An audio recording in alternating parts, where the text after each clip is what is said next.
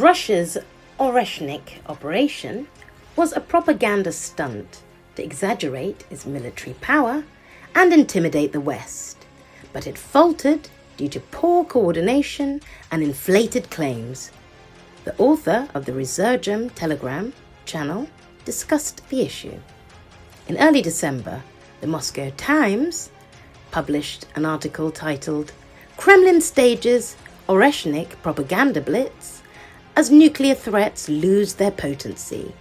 The outlet reported that 4 state officials confirmed the operation was a carefully crafted information campaign.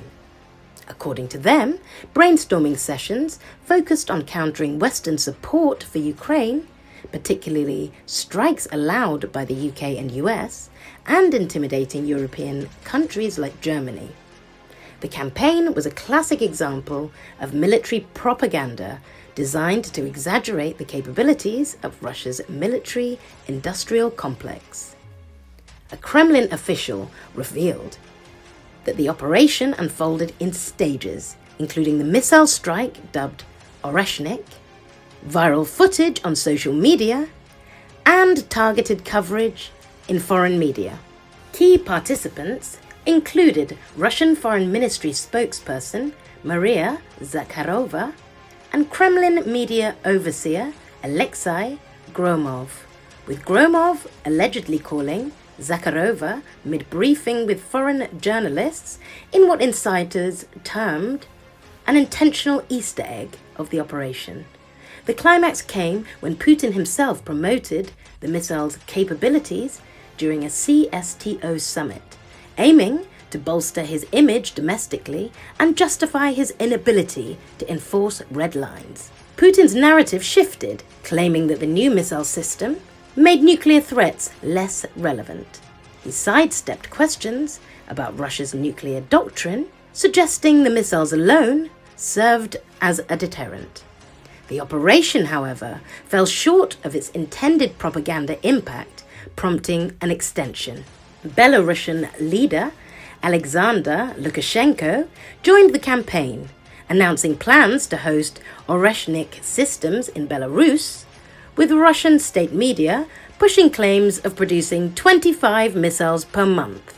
Yet, Lukashenko appeared uninformed, awkwardly suggesting placing 10 missiles in Belarus a feasible task. If Russians' production claims were true, Putin avoided committing, further undermining the narrative.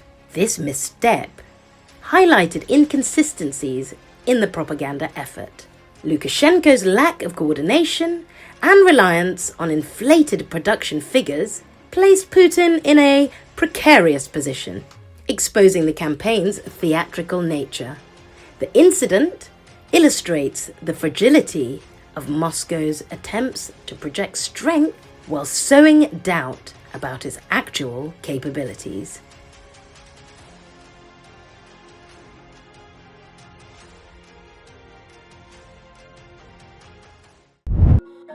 Russians are facing a record rise in gasoline prices in the last 13 years.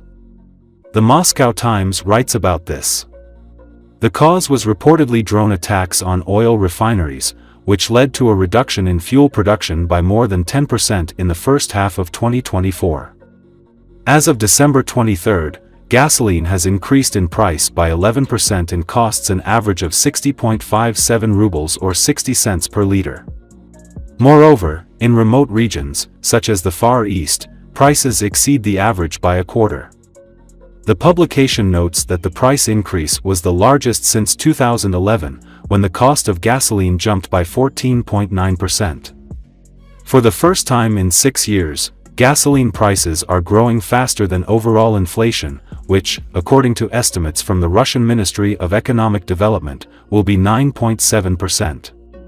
This could lead to further increases in the cost of goods, since the cost of fuel is included in the cost of delivery. To contain prices, the Russian government imposed a ban on gasoline exports after the attacks on the refineries.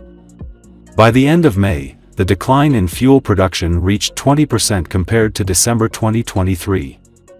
At the same time, production statistics were classified under the pretext of geopolitics.